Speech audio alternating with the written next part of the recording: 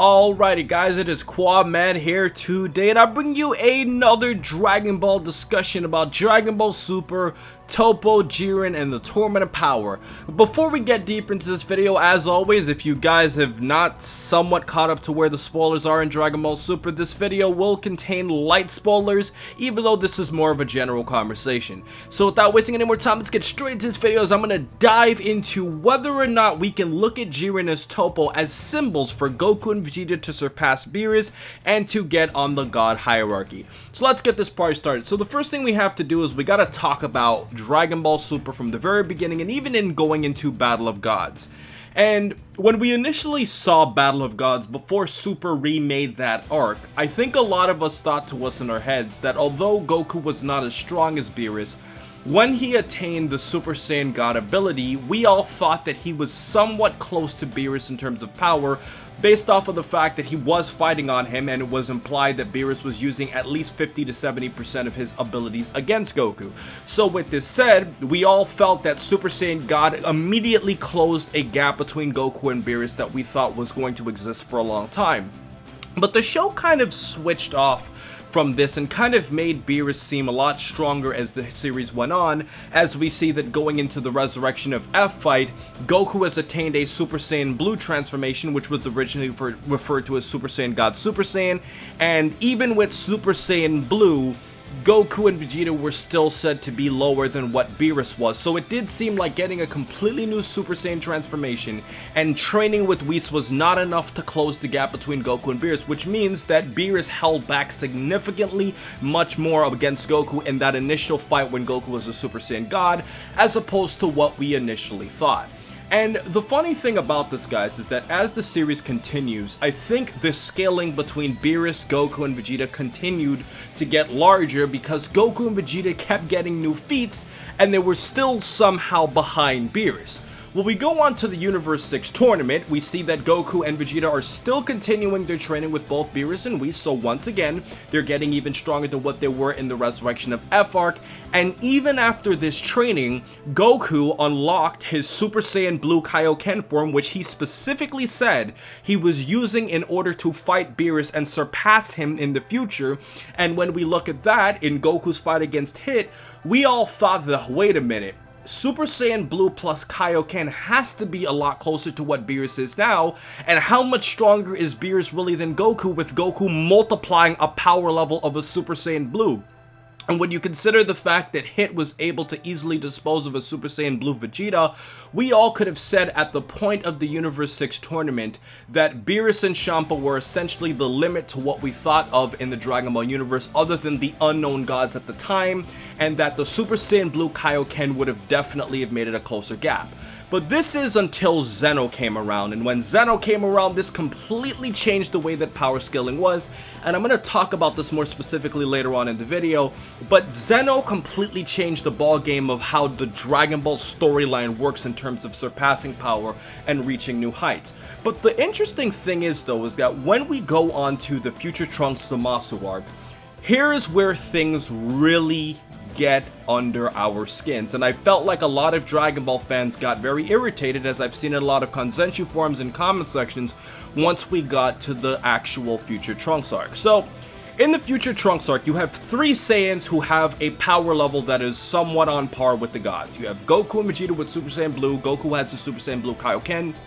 and then you also have Future Trunks, who unlocked a Super Saiyan Rage, who's very hard to determine how strong that actually is, but he was somewhat on par with Goku and Vegeta when he unlocked Super Saiyan Rage, so clearly Super Saiyan Rage can't be that far beyond that. And when you look at Goku and Vegeta fusing into a Super Saiyan Blue Vegeta, Whis was saying that they might have surpassed Beerus at that point. So that tells us that with Vegeta Blue's ability to easily dispose of a merged Zamasu, who is essentially the fusion of a Supreme Kai-esque in training character with a Goku character, we had a character in which he was immediately on a god tier, and this was also evident because it was said that in the future timeline that Goku Black / Zamasu, I'll just say Zamasu because he is Zamasu was going around and killing all of the Supreme Kais, which essentially killed all the gods of destruction, and by doing all of this, Beerus died, a lot of the gods of destruction and all of the Supreme Kais died, and he essentially took over the whole universe.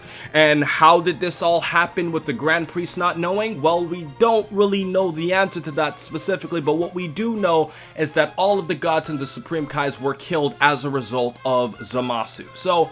by factoring in all of this, and by factoring in Whis' statement that Vegeta Blue could have possibly have surpassed Beerus, is telling me that Vegeta Blue has to be above what Goku and Vegeta can do individually, even up until the Tournament of Power. But what this is now saying is that the Tournament of Power is now the statement for Goku and Vegeta as individuals to surpass Beerus. And I think evidence of this is the fact that Vegeta Blue was defeating Zamasu by himself on a one-on-one fight, and the only reason why he couldn't have stopped Zamasu was A, because of the fact that there was some confliction with the immortality, and because of the fact that they ran out of the fusion, and then Zeno had to come in and essentially just erase him from existence. So when we got Vegeta Blue, that is the point of the series where we could officially say that some character in our circles had somewhat rivaled or surpassed Beerus in terms of power. But here is where things get more interesting, guys. If you guys remember, when Goku first unlocked Ultra Instinct, Beerus was the one who kept talking about that transformation, and Beerus seemed very nervous about what he was witnessing from Goku. And Whis was also explaining the fact that Beerus himself hadn't even completely mastered Ultra Instinct. So this is a point of the series where we get Goku, who is using a transformation or a state, whichever you want to call it, that is competing and if not surpassing something that Beerus hasn't even been able to completely do himself. And I think that by looking at the Ultra Instinct transformation, that is definitely the one thing that Goku has that could definitively say that he is on par with all of these characters. Evidence would be when Goku was fighting Jiren as both a Super Saiyan Blue and a Super Saiyan Blue Kaioken, and even using a Spirit Bomb, he wasn't able to hold his own against Jiren, who was said to be above the gods. But when Goku actually went into his Ultra Instinct state, he was able to completely hold his own against Jiren. So Ultra Instinct seems to be the link between Goku specifically surpassing Beerus, if not surpassing the other God of Destruction characters. And where I think this becomes even more interesting, guys, is when we see Toppo in the most recent episode of Dragon Ball Super. So,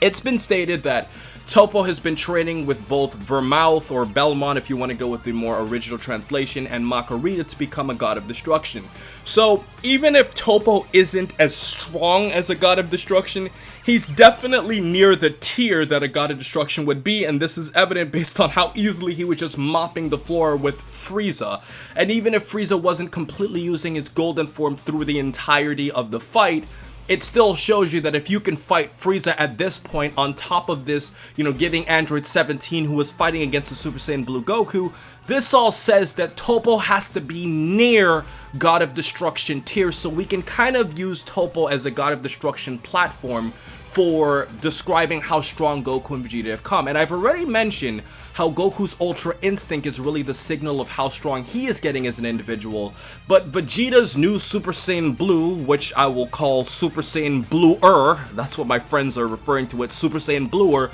that is the transformation that Vegeta is now utilizing to fight on par with these characters. And even in looking at the preview for episode 126, it seems like Vegeta will still be struggling against Toppo, but this is definitely the closest that Vegeta could probably get up until the Tournament of Power in terms of the feats that he has accomplished versus what Goku has accomplished. So now that we have outlined how Goku and Vegeta have both of their abilities in comparing with both Beerus and all of the Gods of Destruction, I think we can all say that the final fight between Goku and Jiren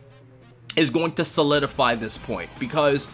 I'll be completely honest with you guys, it seems like Super has really been stretching out this Goku surpassing Beerus thing, and it seems like from the beginning of Dragon Ball Super, Goku, other than the Supreme Kais, was weaker than all of the Gods of Destruction, but it seems like the whole progression through the Tournament of Power is to prove that you are on par with the gods, and you are also on par with mortals who are able to surpass gods. And I definitely think that after the Tournament of Power, we could definitively say that both Goku and possibly Vegeta will finally surpass Beerus, even though it is ridiculous to say this, but as individuals, this is definitely something that we can say. And I also think if there was one more additional point I can make to this video, guys, I do think that Kefla and her ability to fight against Goku as an Ultra Instinct is definitely comparable to some of the older feats that Goku had, like Goku fighting against Beerus and Goku fighting against Hit. So obviously,